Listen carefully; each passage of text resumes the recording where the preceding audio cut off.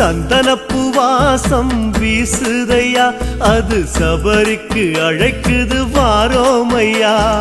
காடு மலை தாண்டியே சாமி வந்தோம் பெரும் பாதையே, காடு மலை தாண்டியே சாமி வந்தோம் பெரும் பாதையே.